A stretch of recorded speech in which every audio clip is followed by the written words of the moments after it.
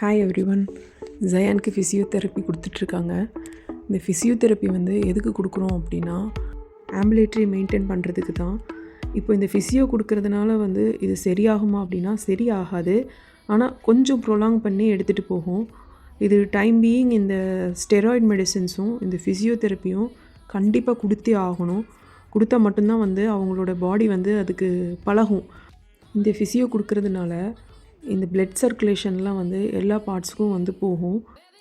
Physiotherapy வந்து daily கொடுத்தே ஆகணும். இது ஸ்கூலுக்கு போயிட்டு வந்துட்டு இது கொடுத்து 1/2 ஆவது மினிமம் வந்து கொடுக்க சொல்லியிருக்காங்க. ரொம்ப கஷ்டம் இதை மெயின்டைன் பண்ணி கொண்டு போகிறது. டயர்டாக வந்து ஃபிசியோதெரப்பி கொடுத்து அதுக்கப்புறம் ஒன்றும் பண்ணுறது வந்து ரொம்ப ரொம்ப கஷ்டம். பட் டாக்டர் சொல்லிட்டாங்க, education is next, endurance is first அப்படின்னு சொல்லிட்டாங்க. அதுதானே நமக்கும் வேணும். ஸோ படிக்கிறானோ இல்லையோ ஃபஸ்ட்டு வந்து ஃபிசியோ வந்து கொடுக்குறதுல தான் நம்ம வந்து கான்சன்ட்ரேஷன் பண்ணணும். இந்த மாதிரி இருக்கிற ஒவ்வொருத்தருமே ஃபிசியோதெரப்பி விட்டுறாதீங்க. உங்களால் ஹாஸ்பிட்டல் போக முடியலன்னா வீட்லேயே நம்ம பண்ணலாம்.